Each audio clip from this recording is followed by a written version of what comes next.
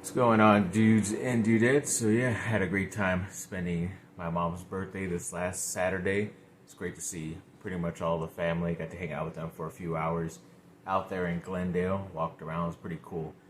Expensive looking place, but other than that, it was nice to talk and hang out. Hopefully, hoping to do it, hang out with them again pretty soon. But yeah, other than like football and stuff, USC did not play and Chargers stunk it up as usual. But I'll get to that at the end of the video. But yeah, even the games that were on, it wasn't like that great of highlights to watch, whether it's on Saturday or even going through Sunday's games. And I am down right now. My fantasy football team, I'm down by like around 20 some odd points, I think, and one player still left tonight.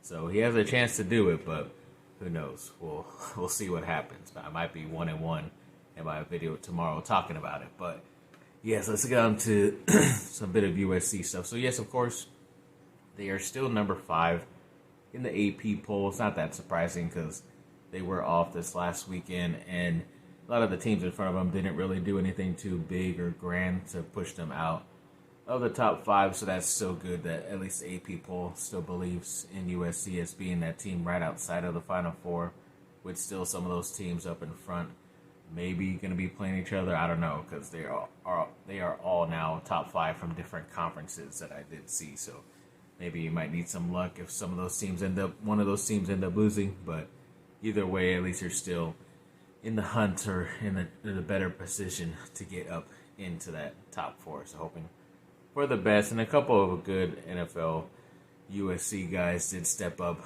yesterday.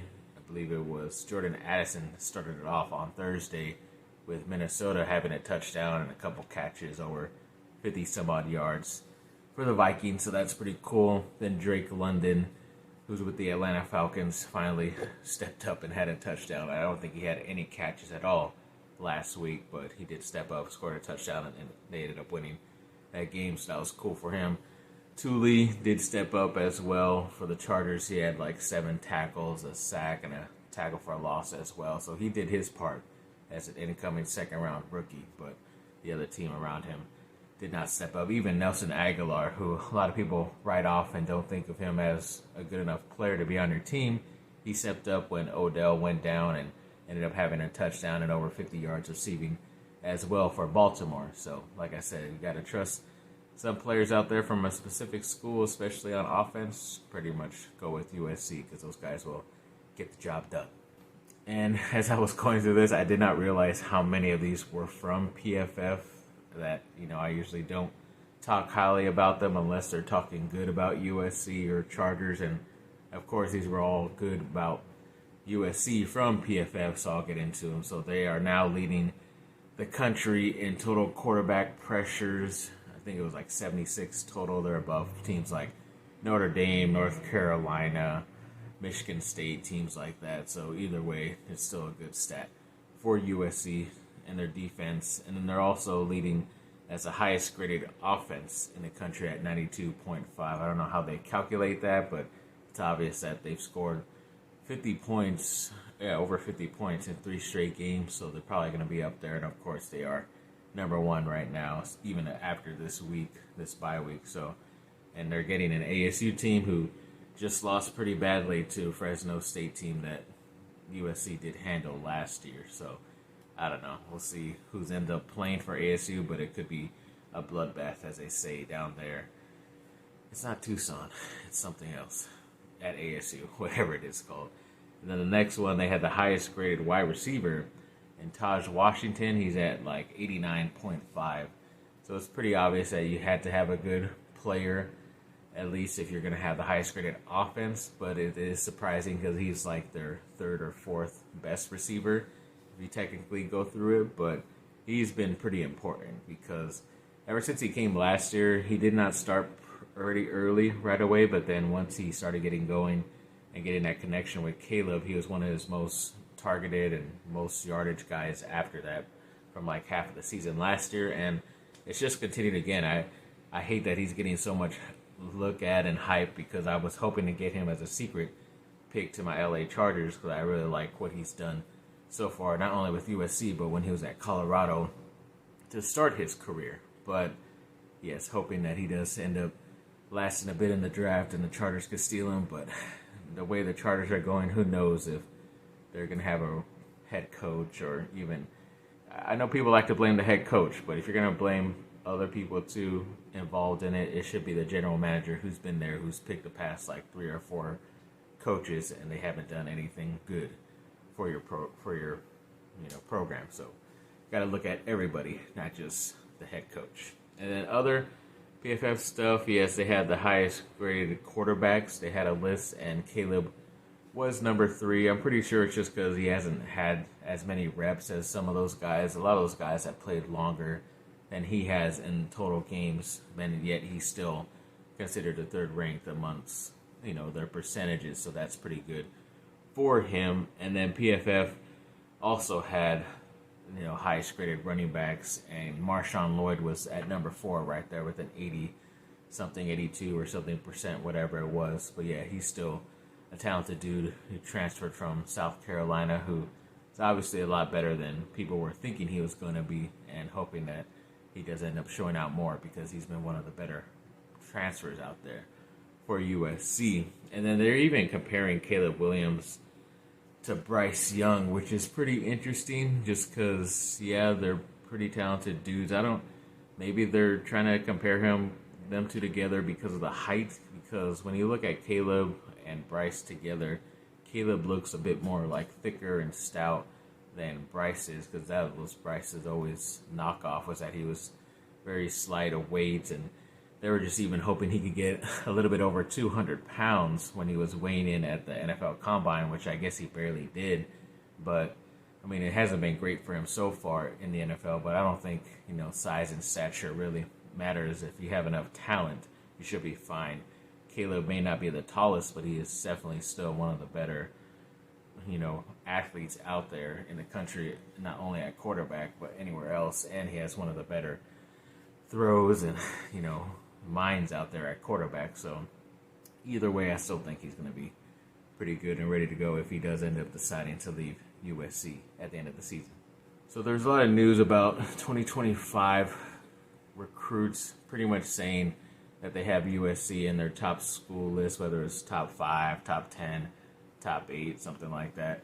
So a lot of these 2025 recruits already put them in. An athlete named Daryl Johnson recently did it. A 4-star running back, Byron Lewis, had them in his top 8 or something like that. Or sorry, top 5. And then a top 5 interior offensive lineman at his position, Juan Gaston, has USC in his top 8. So it's pretty good that they're at least getting on these lists, especially for the future recruits, so that they can at least plant their flag and hopefully see which guys are going to be on their team in the future. But yes, as far as I can see, it's looking good for their future in recruiting at USC. And yeah, of course, since Colorado was able to barely win in double overtime this last weekend, they were already hyping up the matchup against USC, which isn't even this weekend, it's the following weekend. So yeah, it's all right, I guess so. But I mean, Colorado has been struggling the past 2 weeks pretty much, if you really look at it, and they were barely able to squeak by a team. And yeah, it's their rival, Colorado State, but I mean, everybody thought they were going to beat them by 20 plus points, at least betting wise. So that is kind of a hiccup. And plus, they just lost their best or second best player in Travis Hunter to an injury for a couple of weeks. So he's going to miss a couple big games that Colorado is having the next 2 weeks. And I'm not mad about that, because he would have been a big matchup problem for USC, whether he plays offense or defense. But it should be a little bit easier going into that matchup up there in Boulder. But yeah, definitely looking forward to that in a couple weeks to see if Colorado is for real or not. I guess we'll find out this weekend, because they play a top 10 team in Oregon on the road. So we will see. And then, yes, Duke football had a nice victory this last weekend against Northwestern, a battle of the nerds. They won 38-14, which was nice. And then they even got a couple bumps up in the AP poll to number 18 in the country, which I think they haven't done that in over 20 years, been that highly ranked in the AP poll. So that's pretty cool for them. I'm not going to say it's because I've been watching a bit more and following them a bit more, but, now that I've I've always been a Duke basketball fan. I've kind of been forcing myself to become a Duke football fan, and it's not hard because they have a lot of talented dudes now. But yeah, it was pretty tough before then. You kind of just never really thought about them, but now they are ready to go and definitely pushing to be a top 15, top 10 team pretty soon. So hoping for that for them. And to talk about that story, I mentioned that LeBron has been pretty much saying that he's going to commit. There has not been an official thing that he's going to commit to Team USA for the 2024 Olympics in in Paris. But the likes of him, I think some more news come out that him, Anthony Davis, Steph Curry, Kevin Durant, Jason Tatum, and Draymond Green are already planning to officially do that at some point, announce that they're going to be on the team, but there are some interest from some other USA basketball participants, and the likes of Devin Booker, Damian Lillard, De'Aaron Fox, and Kyrie Irving are also showing some real interest in signing up to join them as well. So, I mean, like I said, they only needed like those first couple guys to join, but if they're getting their bench filled up with even better all-stars and all-pro type of NBA players, it's pretty much end game for the Olympics out there in 2024. But like I said, these guys are just saying they're interested or really interested, so they have to fully commit at some point. But I think they could even wait up till like the end of this season coming up and going into the start of summer of next year if they really wanted to, especially if their injuries come up and all that stuff. You never know. But yeah, either way, I still am looking forward to that Olympics and seeing the USA basketball team dominate. And yes, speaking of those pesky Chargers, yeah, they had the early game around 10 o'clock here on the West Coast against Tennessee, even though they were playing at Tennessee. And it ended up being pretty bad. They already were out Austin Eckler, so that did not help my fantasy team either, but it did not help my real-life team in the Chargers also, because they kind of seemed to get away from that, and even sometimes when there was big runs that they needed to get first downs, they ended up going with the rookie Elijah Dotson and not even Kelly or Spiller, who are the bigger, stronger backs in my opinion, so that was kind of weird. There were a lot of weird plays. They gave up some big plays even when they had the lead late in the game. They gave up a big pass play, and then Tennessee was able to get into it or the lead or something like that, and there was a time, I think it was in overtime, where I think Tennessee was right at the 50-yard line. They subbed out Derrick Henry, their best running back, and it was only a 3rd and 1. So they're like, well, the Chargers have a chance to stop the rookie Tajay Spears, even though he had been getting some big gains on him. You'd still prefer to go against the rookie other than the freight truck, Derrick Henry. But then Brandon Staley takes a timeout in that overtime, and then all of a sudden they bring back in Derrick Henry to easily get that first down. So once again, another bad call there. I mean, Derwin James did have a pretty nice hit. I thought it looked pretty clean. There's nothing he could really do just because the receiver was going down at a certain point, so most of the contact went above the neck area. But yeah, I guess you have to call that apparently. And there's some other stuff. Even Bosa did not look 100%. He was just playing sparingly. Yeah, he had a couple of sacks, it looked like, but still, he's not 100% for some reason. And yeah, it was just bad time management, all this stuff, and bad penalties here and there. And I think that they're obviously 0-2 in the division, and I'm pretty sure they're at the bottom, even though I think Denver is 0-2 as well now, because Kansas City won, and the Raiders had already won. So I don't know. It's weird. But also, like, Cincinnati is 0-2. The New England Patriots are 0-2. So certain teams that should be up in the playoff race are winless right now, even Minnesota. But I just don't know if the Chargers will be one of those bottom 10 teams. You never know. It's just probably sometimes not your year. But, yeah, even, like, Herbert, sometimes you're kind of wondering what he's thinking, especially like their first drive in overtime. He threw like a pass to Mike Williams when he was like doubled, almost triple covered, and it's like the ball was almost intercepted. It's like, dude, what are you thinking? But yeah, I don't know. A lot of blame to go around. Even like Coach Staley did get upset at one of the last questions because it was talking about the collapse loss in the playoffs against Jacksonville and how it's maybe still affecting him, and he got pretty animated around there. So he kind of knows his seat is hot right now for his job, but I don't know. We'll see what ends up happening with my LA Chargers. So apparently the moon is not made out of cheese. I did not even bother to click on that article because I was so upset. I remember an animated, I guess you would call it show or short from my youth called Wallace and Gromit. They went up to the moon and it was made out of cheese. They ran out of cheese and instead of going to the store, they built a spaceship, went up there to go get some cheese. But apparently it wasn't that good, but yeah, you kind of always thought there was always that myth that it was made out of cheese. That, I guess, kind of fun thing. But either way, I guess some hopes are lost out there. And then Tom DeLonge's movie Monsters of California is finally getting a release date. I think late last year he said it was going to come out at some point in the spring. This year did not happen because all that Blink-182 stuff was happening with them touring and all that. And then now officially they released their second trailer the other day, and it officially said that it will be in theaters and VOD, like so you could download it off your TV and watch and rent it. I think October 6th, so that's coming up pretty soon. I'll try to go to the theaters to watch it, so some support there. But yeah, it looks pretty awesome. Obviously, conspiracy theories, Bigfoot, aliens, all this stuff, and I guess a kid trying to get back to understand what his father was researching or something like that, or maybe he's trying to find his father. I don't know, but then all this other conspiracy, government stuff ends up happening, so he's on the run or something like that. So it looks pretty interesting. It's not bad doesn't look horrible for his first directorial debut in Tom DeLonge, but we'll see what ends up happening in the end.